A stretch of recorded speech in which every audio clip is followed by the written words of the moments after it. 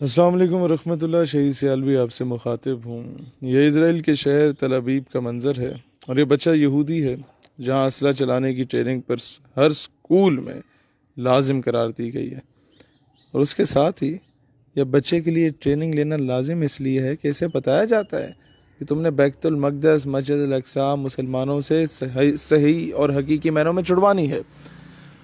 اور ہمارے ہاں گھروں سے اسلحہ ہٹا کر دہشت گردی قرار دے دیا گیا، ہماری نسلوں کو برباد کرنے کے لیے ان کے ہاتھوں میں موبائل پکڑا دیا گیا، ان کی بیٹیوں کو نیم برہنہ حالت میں ٹک ٹاک پہ نچوایا گیا، اور بچوں کو کہا کہ جہاد کرنا ہے تو پب جی کھیلو۔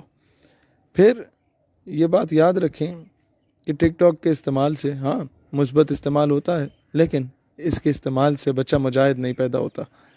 لہٰذا اپنی اولادوں کو اپنے اسلاف کے نقش قدم پر چلائیں، اور اسی میں امت کی بھلائی ہے۔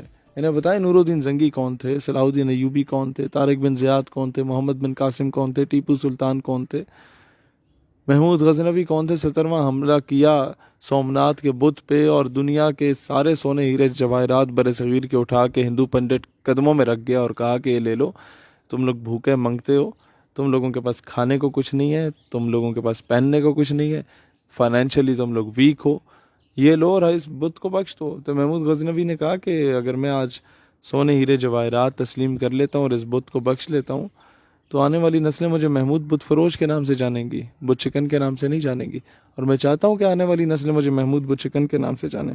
افسوس ہمارے بچوں کو سکھایا جا رہا ہے کہ اسلام امن کا درس دیتا ہے، اسلام امن کا پیام امن کے حالات میں دیتا ہے۔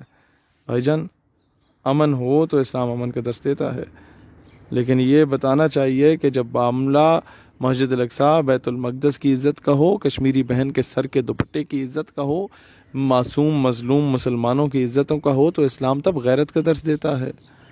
اسلام از دا موسٹ پیسفل ریلیجن، لیکن اسلام اس کے ساتھ ساتھ یہ نہیں کہتا کہ ناموس رسالت اور ختم نبوت کا معاملہ ہو تو تم لوگ جو ہے وہ چوڑیاں پہن کے بیٹھ جاؤ۔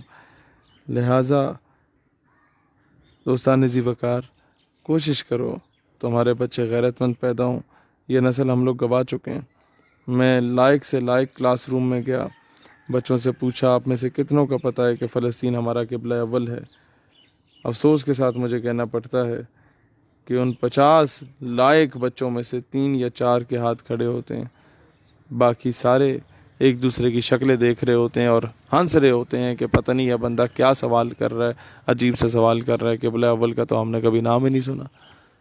تو جب اس چیز کی امپورٹنس کا پتہ ہی نہیں ہوگا ہمارے بچوں کو، تو وہ کل کو محکموں میں، اداروں میں جب پہنچیں گے وہ کیوں اس کے لیے آنسو بہائیں گے؟